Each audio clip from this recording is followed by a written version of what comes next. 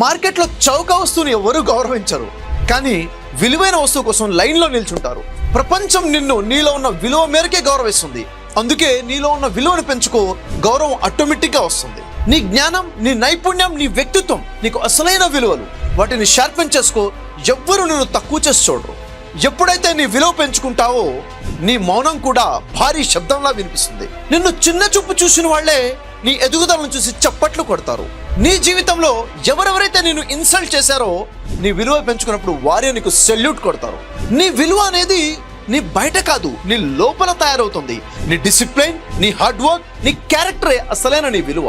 గుర్తుపెట్టుకో, మంచి మంచి opportunities follow only good character and talent. అందుకే విలువ ఉన్నవాడిని ఎవ్వడూ ఆపలేడు.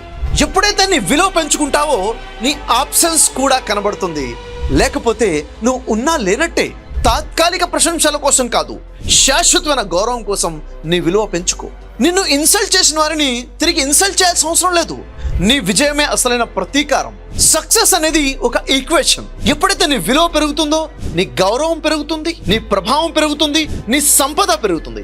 ఎప్పుడైతే నీ విలువ పడిపోతుందో నీ గౌరవం పడిపోతుంది, నీ సంపద పడిపోతుంది, నీ ప్రభావం కూడా పడిపోతుంది.